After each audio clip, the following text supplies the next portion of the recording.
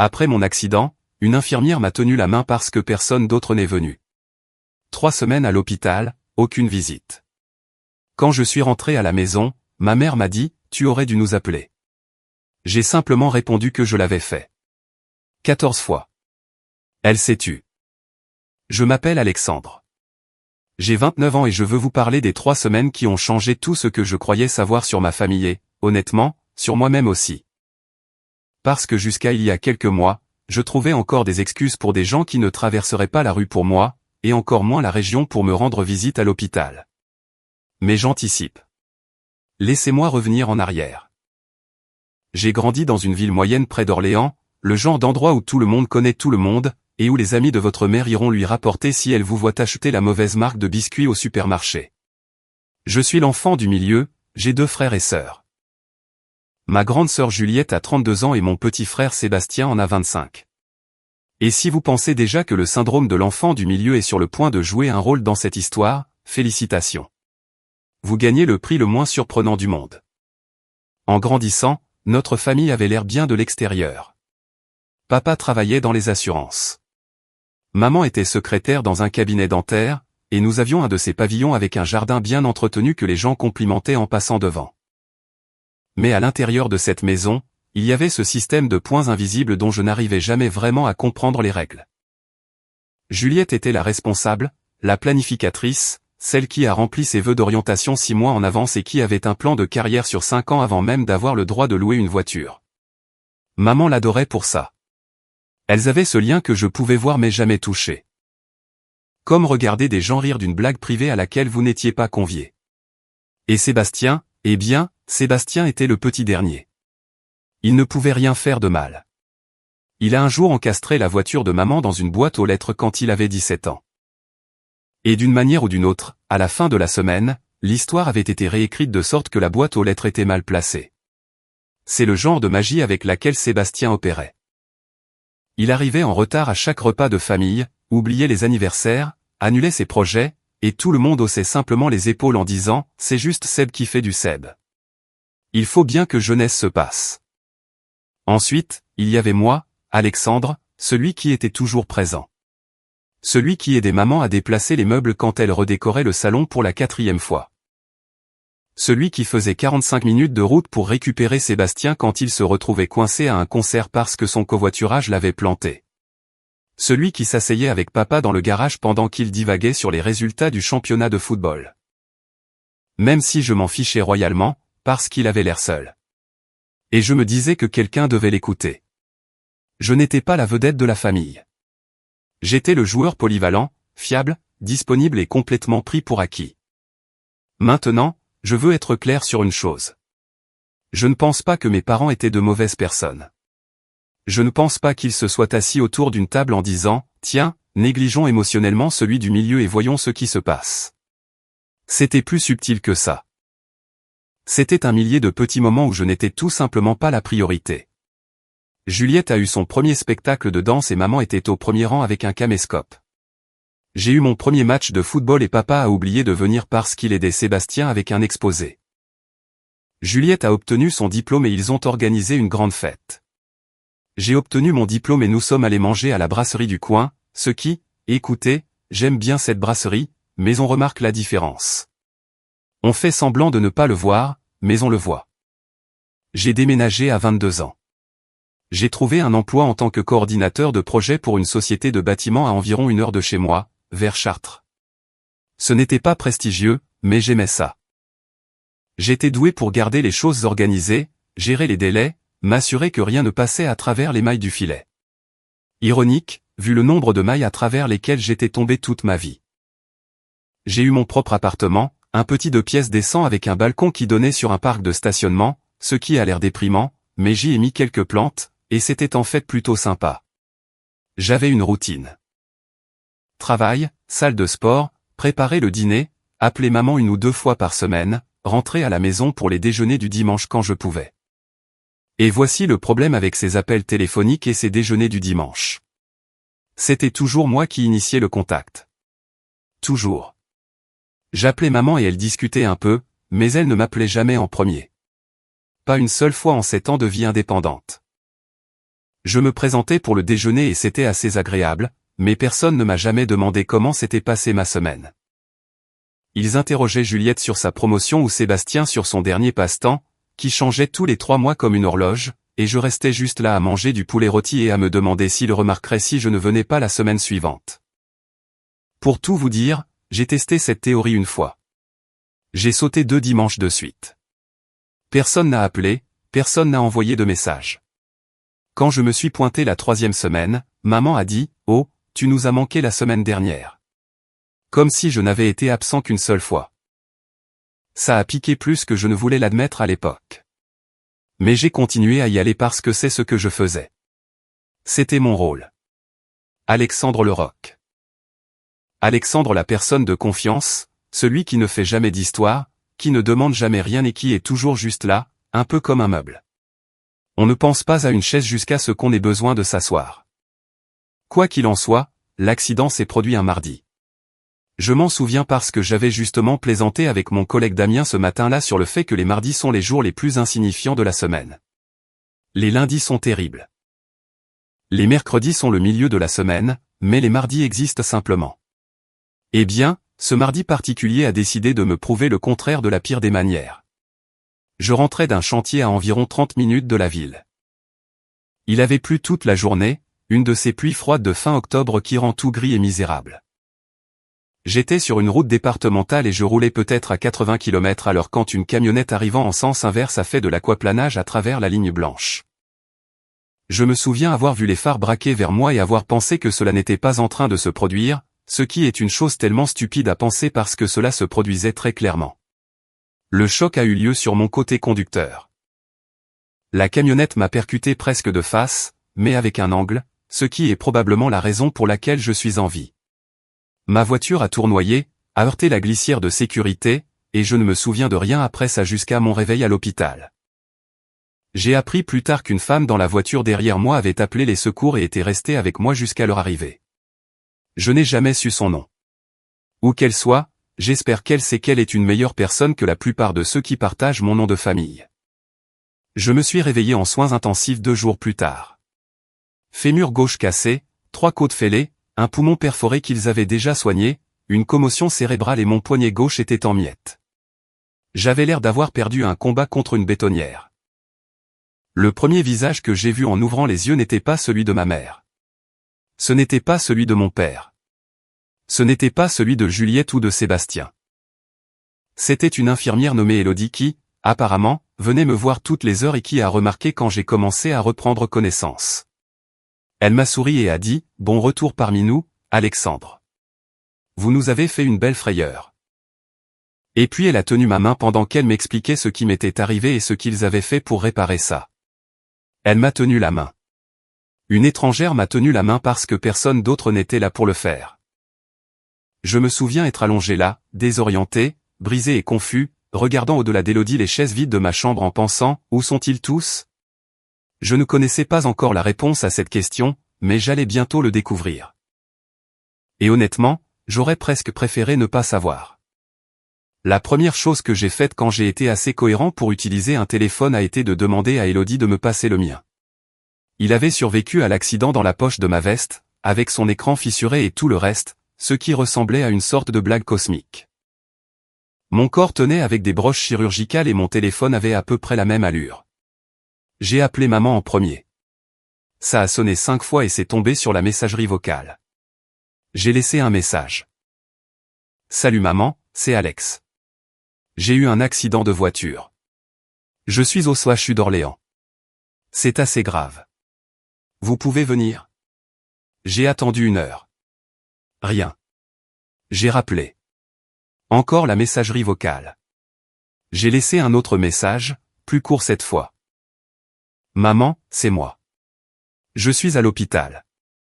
S'il te plaît, rappelle-moi. Au cours des 3 jours suivants, j'ai appelé 14 fois. 14. J'ai compté parce qu'à un moment donné, il ne s'agissait plus de les joindre mais de documenter quelque chose que je n'étais pas encore prêt à nommer. J'ai appelé maman 8 fois, papa 3 fois, Juliette 2 fois, Sébastien 1 fois parce qu'honnêtement je savais que Sébastien ne répondrait pas et j'avais raison. Sur 14 appels, j'ai obtenu exactement une réponse. Un texto de Juliette le 3e jour qui disait « Salut, désolé, j'ai été débordé. J'espère que tu te sens mieux » suivi d'une émoticône avec le pouce en l'air. Une émoticône avec le pouce en l'air. J'avais un drain dans la poitrine et elle m'a envoyé un pouce en l'air. J'ai appris plus tard que maman avait dit à la famille que j'avais eu un petit accrochage et que je faisais des histoires. Je ne sais pas comment elle est arrivée à cette conclusion. Mes messages vocaux étaient plutôt clairs, mais quelque part entre entendre qu'Alexandre est à l'hôpital et traiter ce que cela signifiait, ma mère a décidé que ça ne pouvait pas être si grave parce que si c'était si grave, eh bien, elle devrait réellement faire quelque chose à ce sujet. Et faire quelque chose à ce sujet nécessiterait de perturber sa routine. Et à Dieu ne plaise que quoi que ce soit perturbe la routine. Pendant ce temps, j'étais à l'hôpital en train d'apprendre à respirer sans avoir l'impression que quelqu'un me poignardait avec un tisonnier chauffé à blanc chaque fois que mes poumons se dilataient. Mon fémur avait été réparé chirurgicalement avec une tige et des vis. Et les médecins m'ont dit que j'aurais besoin de mois de kinésithérapie. Mon poignet était dans le plâtre et il n'était pas encore sûr si j'aurais besoin d'une deuxième intervention chirurgicale. Je ne pouvais pas marcher. Je ne pouvais pas me nourrir correctement parce que ma main dominante était celle dans le plâtre. Je dépendais des infirmières pour tout, et je dis bien tout. Et si vous n'avez jamais eu à demander à un étranger de vous aider à faire les choses basiques que vous faites pour vous-même depuis l'âge de 5 ans, estimez-vous heureux. Élodie est devenue ma bouée de sauvetage. Elle travaillait 4 jours par semaine, et ces jours-là, elle venait me voir plus souvent qu'elle n'en avait besoin. Elle m'apportait des pots de crème dessert supplémentaires de la cafétéria et s'asseyait avec moi pendant sa pause parfois. Un après-midi, elle m'a demandé si je voulais qu'elle appelle quelqu'un pour moi. Et j'ai dit, j'ai appelé. Ils savent. Elle a pris cette expression, le genre où quelqu'un est en colère à votre place, mais essaie de ne pas le montrer. Et elle a juste serré mon épaule et a dit, eh bien, tu peux compter sur moi. Je reste là. Il y avait aussi un kinésithérapeute nommé Hervé qui a commencé à travailler avec moi environ une semaine après mon arrivée. Un grand gaillard, ancien joueur de rugby avec les mains les plus douces que l'on puisse imaginer et une voix d'ours patient. Il m'aidait lors de mes premières tentatives pour m'asseoir, puis me lever, puis faire un pas avec le déambulateur. Chaque petite étape, il la célébrait comme si je venais de gagner un match important. Allez, Alex. Encore un pas. Tu es incroyable. Et je transpirais et tremblais et j'avais envie de pleurer. Et cet homme que je connaissais à peine m'encourageait plus fort que ma famille ne l'avait jamais fait. Jour 10. J'ai appelé maman une fois de plus. Elle a réellement décroché et la conversation s'est déroulée ainsi. Alexandre, salut chérie. Que se passe-t-il? Maman, je suis à l'hôpital depuis 10 jours. Je t'ai appelé 14 fois. 14 fois? Je ne crois pas que ce soit exact, mon cœur. J'ai eu un message de toi disant que tu avais eu un petit accident. Je me suis dit que tu allais bien. Tu vas toujours bien. Maman, je me suis cassé la jambe. Je me suis fait les 3 côtes. Mon poumon s'est affaissé. J'ai été opéré. Je ne vais pas bien. Il y a eu une pause. Puis elle a dit, eh bien, pourquoi n'as-tu pas demandé à l'hôpital de nous appeler? Je suis resté assis là avec le téléphone contre l'oreille et j'ai senti quelque chose basculer en moi. Pas se briser, basculer, comme un os qui aurait été déplacé toute ma vie et qui se remettait enfin en place avec un clic. Et ça faisait mal, mais ça semblait aussi juste parce qu'à ce moment-là, j'ai réalisé qu'elle n'allait pas venir. Même maintenant, en entendant exactement à quel point c'était grave, son instinct n'était pas « Oh mon Dieu, j'arrive ». C'était « Eh bien, pourquoi n'as-tu pas essayé plus fort de nous joindre ?» Le fardeau reposait toujours sur moi. Même couché sur le dos dans un lit d'hôpital, c'était toujours mon travail de leur faciliter la tâche. J'ai dit, je t'ai appelé 14 fois, maman. C'est tout ce que j'ai à te dire. Et j'ai raccroché. Elle n'a pas rappelé. Jour 14, après 2 semaines, et j'avais eu exactement 0 visiteur de ma famille. Damien du travail est passé 2 fois. Ma voisine, Madame Dubois, une femme de 70 ans pour qui je portais parfois les courses, a pris un taxi jusqu'à l'hôpital avec une boîte de biscuits et s'est assise avec moi pendant 2 heures pour me raconter des histoires sur son défunt mari.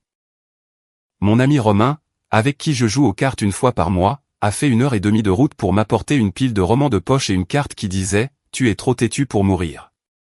Et je respecte ça. Ces gens sont venus. Ces gens se sont présentés. Les gens qui partageaient mon sang, pour qui j'avais traversé la ville, pour qui j'avais réorganisé mon emploi du temps à chaque fois qu'ils avaient besoin de quelque chose, n'ont pas daigné faire un seul déplacement. Le 16e jour, j'ai reçu un texto de Sébastien. Il disait « Salut, j'ai entendu dire que tu t'étais amoché. C'est chaud, frérot. Tu veux que je t'envoie des blagues ?»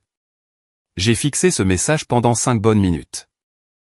Puis j'ai retourné mon téléphone face contre le lit et j'ai demandé à Elodie s'il restait de cette crème dessert au caramel. Jour 18, Juliette a appelé, non pas pour me demander comment j'allais, mais pour me demander si je pourrais quand même venir à la fête d'anniversaire de sa fille la fin de semaine suivante. Sa fille Chloé allait avoir 4 ans, et apparemment l'animateur avait annulé, et Juliette était stressée à cause de ça. Je lui ai dit que j'étais toujours à l'hôpital et que je ne serais pas autorisé à sortir avant au moins quelques jours. Elle a soupiré comme si je la dérangeais. Puis elle a dit, « Eh bien, maman a dit que tu allais globalement bien. Je pensais que tu serais sortie maintenant. » J'ai répondu, « Juliette, je suis ici depuis presque 3 semaines. J'ai été opéré. Je réapprends à marcher. » Une autre pause, puis, « Oh, eh bien, j'espère que tu te sentiras mieux. Tiens-moi au courant pour la fête, d'accord. » Je n'ai pas répondu. J'ai juste raccroché et j'ai regardé par la fenêtre le parc de stationnement en bas, qui était gris et humide parce qu'octobre dans le Loiret n'est fondamentalement que différentes nuances de gris. Et j'ai repensé à chaque déjeuner du dimanche où j'avais conduit. À chaque appel téléphonique que j'avais fait et qui n'avait jamais été retourné. À chaque fois que j'avais aidé quelqu'un à déménager, à réparer quelque chose, que j'avais été présent, et comment la seule fois où j'avais besoin qu'il soit là pour moi, j'ai eu des messages vocaux et des émoticônes. Et un salut, c'est chaud, frérot. Elodie m'a trouvé en train de pleurer ce soir-là. Pas à chaudes larmes, juste des larmes silencieuses que je ne pouvais pas arrêter. Elle s'est assise sur le bord de mon lit et n'a rien dit pendant un moment. Puis elle a dit, « Alexandre, tu mérites des gens qui sont là pour toi. Et je sais que c'est dur à entendre en ce moment parce que les gens qui auraient dû être ici en premier ne l'étaient pas. Mais ce n'est pas un reflet de ta valeur. C'est un reflet de la leur. » J'ai hoché la tête. Je ne pouvais pas parler, mais je l'ai entendu. Et quelque chose à l'intérieur de moi, cette chose qui avait basculé pendant l'appel téléphonique avec maman, s'est installée en place de façon permanente. J'avais fini d'être celui qui était toujours là pour des gens qui ne feraient jamais la même chose pour moi. Je ne savais juste pas encore à quoi cette décision allait ressembler en pratique. Je suis sorti le 21e jour. 3 semaines complètes dans cet hôpital. Elodie m'a serré dans ses bras à ma sortie, doucement car mes côtes étaient encore sensibles, et elle m'a glissé un morceau de papier avec son numéro de téléphone dessus. Elle a dit, « Si tu as besoin de quoi que ce soit, tu m'appelles, pas ta famille, moi. » J'ai ri et j'ai promis que je le ferais. Hervé m'a serré la main et m'a dit qu'il s'attendait à me voir tout déchiré en kiné et que si je me relâchais, il viendrait me trouver. Je l'ai cru. Mon ami Romain est venu me chercher. Il l'avait proposé sans même que je le demande, ce qui est le propre des vrais amis. Ils n'attendent pas que vous les suppliez. Il s'est garé dans sa vieille voiture cabossée et m'a aidé à monter avec mon déambulateur et mon sac d'affaires d'hôpital. Et sur le chemin du retour, il ne m'a posé un tas de questions ni essayé de me faire parler de mes sentiments. Il a juste mis de la musique et a conduit. Et quand nous nous sommes garés devant mon appartement, il a dit, « J'ai rempli ton frigo. » Rien d'extraordinaire. Des œufs, du pain, un peu de cette soupe que tu aimes. Ce n'est pas de la grande cuisine, mais tu ne mourras pas de faim. J'ai failli craquer juste là sur son siège passager. Ce gars, que je voyais peut-être une fois par mois pour jouer aux cartes et regarder un match de temps en temps, avait pensé à ce dont j'aurais besoin en rentrant chez moi. Ma propre mère n'y avait pas pensé du tout. La première semaine de retour a été rude. Je pouvais à peine me déplacer dans mon appartement avec le déambulateur. Prendre une douche était une épreuve de 45 minutes qui me laissait épuisé. Cuisiner était presque impossible avec une main dans le plâtre. Je me nourrissais donc de plats préparés à réchauffer au micro-ondes et de tout ce que je pouvais gérer avec ma main droite. J'avais une infirmière à domicile qui venait 3 fois par semaine, une femme silencieuse qui était très professionnelle, mais d'une manière réconfortante. Elle m'aidait à faire mes exercices, vérifier mes cicatrices et s'assurait que je n'en faisais pas trop. À chaque fois qu'elle partait, l'appartement semblait énorme et silencieux. Je n'ai pas appelé ma famille et pendant 5 jours, ils ne m'ont pas appelé. 5 jours après ma sortie de l'hôpital à la suite d'un grave accident de voiture, et pas un seul appel de mes parents, de ma sœur ou de mon frère. Je veux que vous réfléchissiez à cela une seconde parce que j'ai dû y réfléchir pendant bien plus d'une seconde et ce fut l'un des sentiments les plus solitaires que j'ai jamais éprouvés. Le 6e jour, maman a appelé non pas pour demander comment je m'installais, non pas pour offrir son aide, non pas pour dire qu'elle était désolée de ne pas être venue à l'hôpital. Elle a appelé parce que c'était bientôt Noël et qu'elle voulait savoir quel plat j'apportais pour le dîner, juste comme ça. Comme si de rien n'était. Comme si je n'avais pas passé 3 semaines dans un lit d'hôpital sans la visite de quiconque de ma famille. Comme si les 14 appels sans réponse n'étaient qu'un petit contretemps que nous pouvions tous surmonter parce que, tenez-vous bien, le réveillon approchait. J'ai dit, je ne viendrai pas pour Noël, maman. Silence, puis, comment ça, tu ne viens pas? Je veux dire que je peux à peine marcher. Je ne peux pas conduire. Et honnêtement, je n'ai pas vraiment envie de m'asseoir à une table avec des gens qui n'ont pas pu venir me voir à l'hôpital. Plus de silence, puis la chose qu'elle faisait toujours lorsqu'elle était acculée. Le pivotement vers la culpabilité. Alexandre, tu sais à quel point tout le monde a été occupé. Juliette a Chloé et la nouvelle maison. Ton père a eu des problèmes de dos. Sébastien a traversé des moments difficiles. Nous avons tous des vies. Tu ne peux pas t'attendre à ce que tout le monde laisse tout tomber. J'attendais d'une seule personne qu'elle vienne, maman. Une seule en 3 semaines. Elle a fait comme si j'avais dit quelque chose de déraisonnable. Puis elle a dit, eh bien, j'espère que tu changeras d'avis pour Noël. Ce ne sera pas pareil sans toi, ce qui était une chose intéressante à dire étant donné que 3 semaines sans moi à l'hôpital s'étaient apparemment très bien passées. J'ai raccroché, puis je me suis assis dans mon appartement avec mon déambulateur à côté de moi et mon poignet dans le plâtre, et j'ai pris une décision. J'allais arrêter d'attendre que ma famille soit là. J'allais construire une vie où leur absence ne serait pas la chose la plus bruyante de la pièce. Ça a commencé par de petites choses. Je me suis lancé dans la kinésithérapie comme si c'était mon travail à plein temps. Hervé a tenu parole et m'a poussé dur, et j'ai repoussé encore plus fort. En 6 semaines, j'ai lâché le déambulateur pour une canne. En 3 mois, je marchais seul lentement avec un boitement dont le médecin disait qu'il s'améliorerait avec le temps. Mon poignet a guéri sans nécessité de 2e opération, ce qui a été le premier coup de chance sincère que j'avais eu depuis des mois. Au travail, ils ont été compréhensifs. Mon patron, un homme nommé Monsieur Lambert, qui dirigeait notre entreprise de bâtiment comme une famille, mais de façon authentique, avait gardé mon poste et m'avait mis sur des tâches légères quand j'étais prêt. Je pouvais m'occuper de la planification, de la coordination et de l'organisation depuis un bureau pendant ma guérison. Il a même installé un petit poste de travail pour moi qui était plus confortable que mon bureau habituel. Il a dit, « Alexandre, vous êtes l'un des meilleurs coordinateurs que j'ai jamais eus.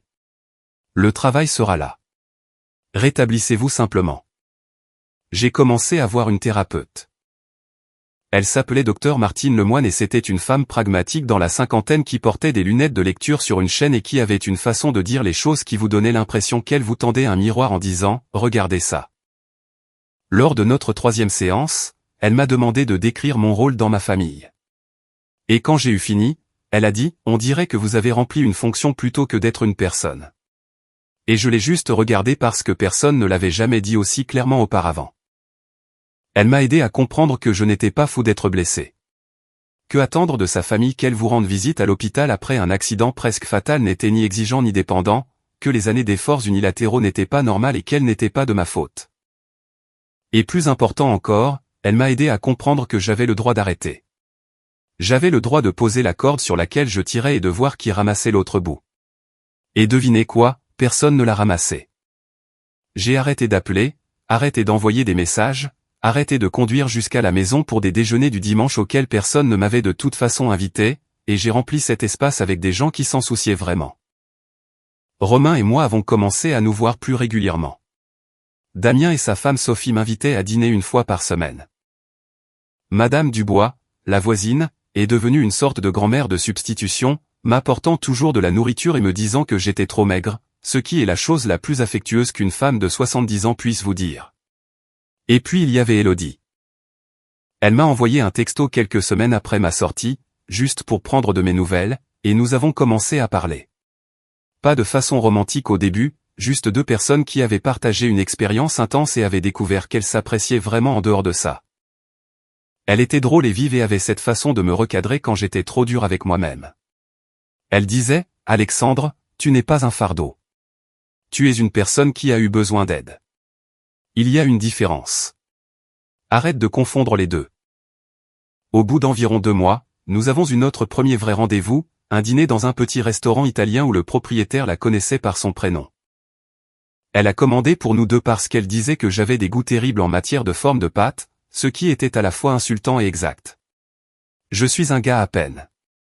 Elle est fidèle au rigatoni. On a fait avec. Quand le printemps est arrivé, j'étais dans un endroit totalement différent. Physiquement, j'étais presque revenu à la normale.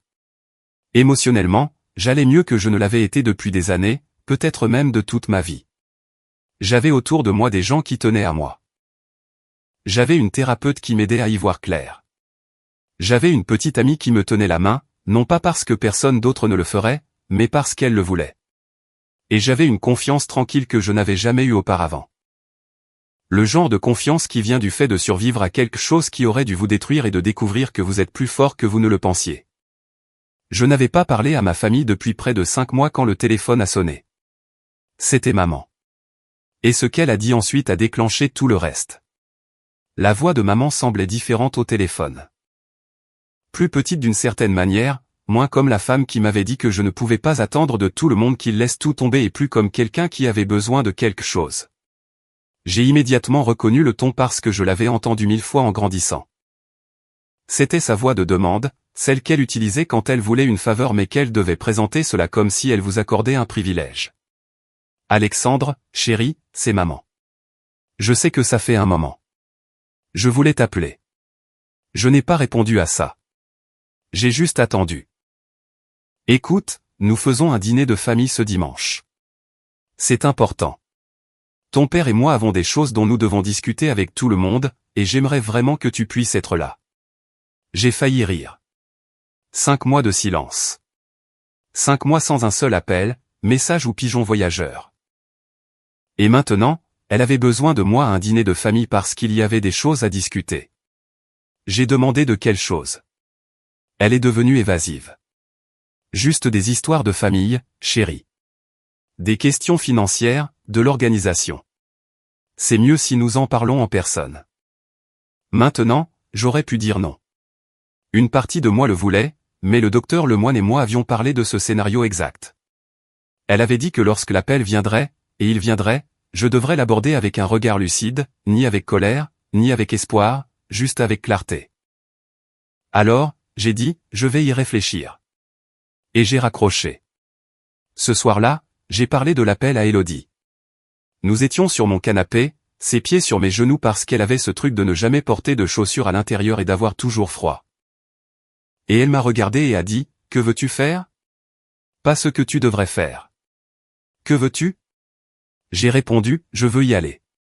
Non pas parce qu'il me manque, mais parce que je veux voir qui je suis dans cette pièce maintenant. » Elle a hoché la tête et a dit, « Alors vas-y, et si c'est terrible, j'aurai des plats à emporter qui t'attendront quand tu rentreras. » J'ai réfléchi pendant les jours suivants. Et j'ai aussi fait quelque chose que j'aurais probablement dû faire depuis longtemps. J'ai commencé à parcourir mes factures téléphoniques détaillées, pas de manière obsessionnelle, juste factuelle. Je voulais connaître les vrais chiffres, combien d'appels j'avais passés par rapport à ceux que j'avais reçus, combien de textos j'avais envoyés par rapport à ceux qui m'avaient été retournés. J'ai parcouru 2 ans d'historique et ce que j'ai trouvé n'était pas surprenant, mais c'était stupéfiant quand on le voyait tout au même endroit. En 2 ans, j'avais initié le contact avec ma mère plus de 200 fois. Elle avait initié le contact avec moi 11 fois, et 8 de ces fois concernaient l'organisation matérielle pour des événements familiaux. Les 3 autres étaient pour me demander de faire quelque chose, réparer le broyeur, aider à déplacer une commode, acheter quelque chose au magasin en venant dîner. 200 à 11. Ce n'est pas une relation. C'est un service client. J'ai montré les chiffres au docteur Lemoine. Elle n'a pas semblé choquée, mais elle a dit quelque chose qui m'est resté. Elle a dit, « Alexandre, je veux que vous emmeniez cette clarté avec vous à ce dîner, non pas comme une arme, mais comme une encre. Quand ils essaieront de vous ramener dans l'ancienne dynamique, vous vous accrocherez à ce que vous savez être vrai. Le dimanche est arrivé. Romain m'a proposé de se tenir prêt au cas où j'aurais besoin d'une extraction, ce qu'il a appelé l'opération de sauvetage d'Alex des décombres émotionnels. Et honnêtement, avoir un ami comme ça vaut plus que n'importe quelle quantité d'obligations familiales. J'ai conduit jusqu'à la maison de mes parents pour la première fois en 5 mois. Le trajet m'a semblé plus long qu'avant. Ou peut-être que j'étais simplement plus conscient de la distance. En marchant vers cette maison, celle que tout le monde complimentait toujours, je me sentais stable. J'avais encore un léger boitement, à peine perceptible, mais j'en étais conscient. Chaque pas était un rappel des 3 semaines que j'avais passées dans un lit d'hôpital avec une chambre vide. J'ai sonné à la porte de la maison où j'ai grandi, ce qui faisait bizarre, mais qui semblait aussi juste. Je n'allais plus simplement entrer comme avant. Maman a ouvert la porte et a eu un halètement exagéré. Alexandre, oh mon Dieu, entre. Entre. Elle m'a pris dans ses bras et c'était comme mettre un manteau qui ne va plus. Trop serré à certains endroits, trop ample à d'autres. Papa était dans le salon et m'a fait un signe de tête et un salut fiston, comme si je revenais juste d'aller chercher le courrier. Juliette était à la table de la cuisine avec Chloé sur ses genoux et elle a dit « Salut, Alex, tu as l'air en forme » sur un ton qui suggérait qu'elle était surprise que je n'ai pas l'air pire. Sébastien était sur le canapé en train de jouer à quelque chose sur son téléphone et a dit « Ça va » sans me regarder. Personne n'a mentionné l'accident. Personne n'a mentionné l'hôpital. Personne n'a mentionné les 5 mois de silence. C'était comme si j'avais traversé un portail pour retourner dans l'ancienne dynamique où rien de tout cela ne s'était produit et où j'étais juste le bon vieil et fiable Alexandre qui se pointe comme toujours. Nous nous sommes assis pour dîner. Maman avait fait son rôti de bœuf, le même qu'elle faisait toujours. Et pendant un moment, il n'y a eu que des banalités. La nouvelle maison de Juliette, le dernier emploi de Sébastien, qui était un poste dans la communication qu'il a décrit d'une manière qui laissait entendre qu'il ne savait pas trop ce qu'il faisait non plus. Le dos de papa. Les drames avec les collègues de maman. Personne ne m'a posé une seule question sur ma vie.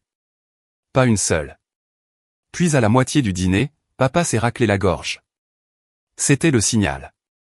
C'était la raison de ma présence. Alors, ta mère et moi avons discuté, a-t-il dit, de la maison, de la retraite, de l'avenir. Il a poursuivi en expliquant qu'il pensait à vendre. La maison était trop grande, l'entretien était trop lourd, et il voulait déménager dans quelque chose de plus petit, un appartement, peut-être plus près de Juliette, qui vivait à environ 20 minutes de là. Mais voici le problème. Ils avaient des dettes dont ils ne nous avaient pas parlé. Des crédits à la consommation, une deuxième hypothèque contractée il y a quelques années, des frais médicaux pour les traitements du dos de papa.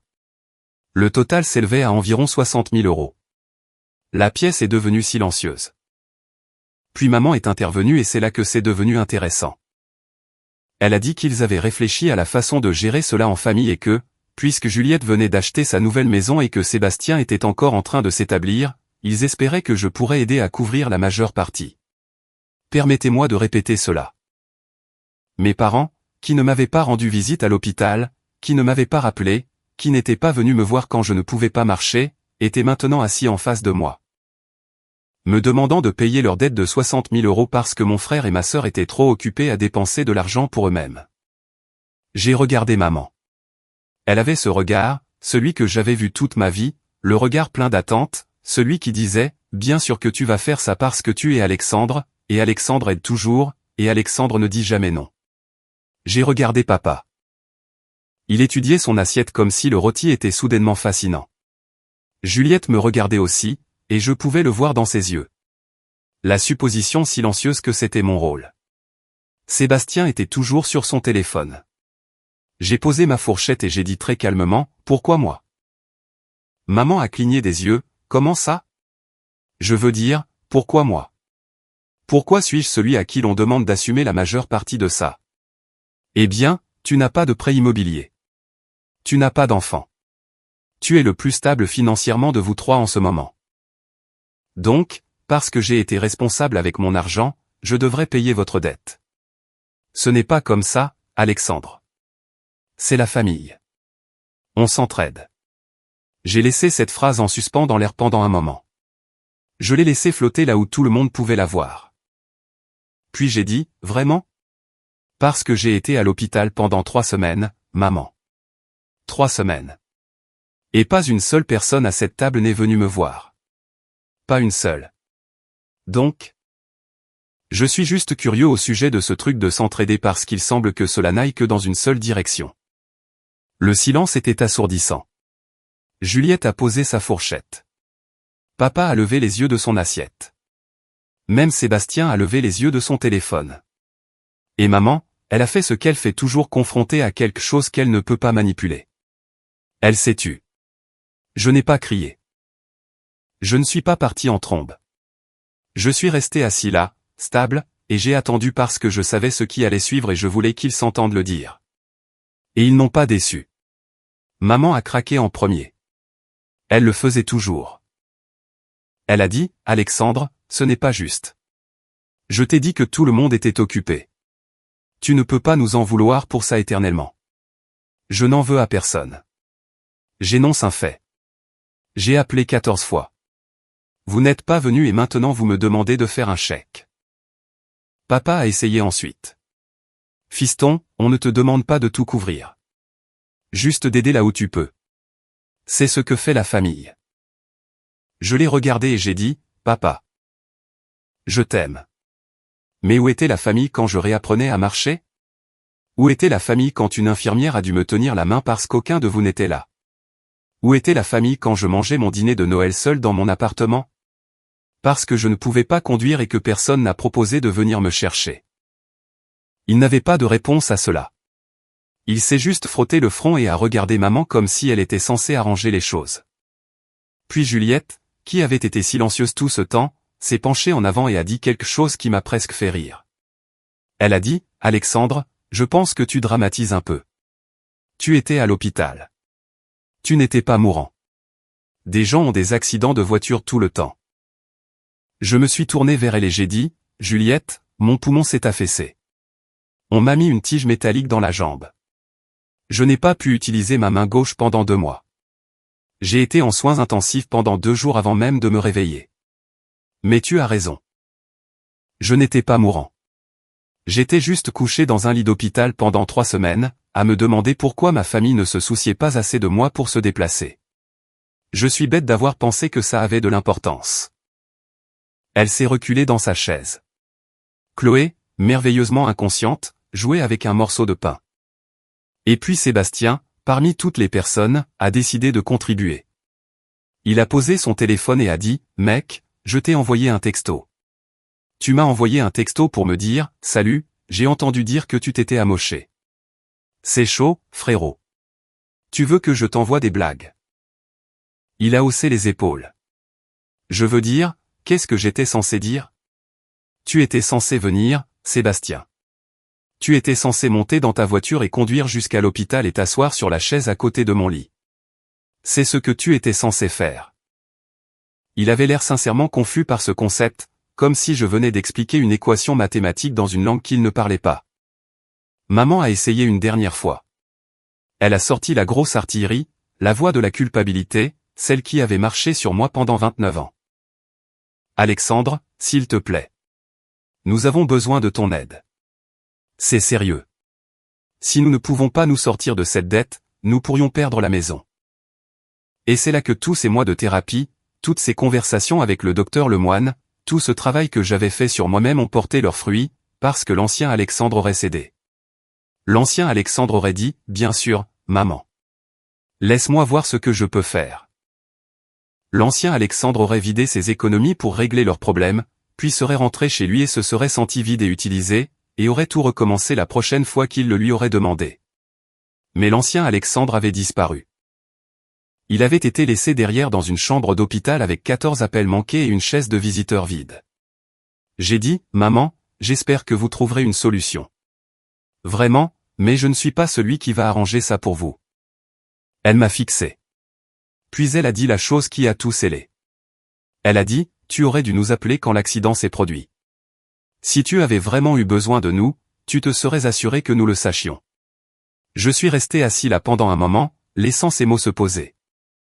Puis j'ai dit, « Je vous ai appelé 14 fois. Vous n'avez simplement pas répondu. » Elle s'est tue, complètement, totalement tue. Et pour la première fois de ma vie, j'ai vu quelque chose dans ses yeux que je n'avais jamais vu auparavant. Ce n'était pas exactement de la culpabilité. C'était plus proche de la reconnaissance. Comme si elle voyait la situation dans son ensemble pour la première fois et réalisait qu'elle ne pouvait pas réorganiser les pièces pour se donner une meilleure image. Je me suis levé de table. Je n'ai pas fait grincer ma chaise. Je n'ai pas haussé le ton. J'ai dit, je vous aime, mais j'en ai fini d'être la personne qui donne tout et ne reçoit rien en retour. Si vous voulez une relation avec moi, ça doit être différent. Vous devez être réellement présent. Pas seulement quand vous avez besoin de quelque chose. Tout le temps. Et jusqu'à ce que cela change, j'ai besoin d'un peu d'espace. Je suis sorti de cette maison avec mon léger boitement et mon cœur stable, et je suis rentré chez moi. Élodie m'attendait avec des plats thaïlandais, une bouteille de vin et une expression sur le visage qui disait « Raconte-moi tout ». Alors je l'ai fait. Et quand j'ai eu fini, elle a dit « Je suis fière de toi ». Et puis elle a dit « Tu sais ce que tu viens de faire, n'est-ce pas ? Tu as mis la chaise de l'autre côté de la table et tu leur as dit de venir s'y asseoir. Qu'ils le fassent ou non dépend d'eux. » Cela faisait 3 mois. Voici ce qui s'est passé depuis.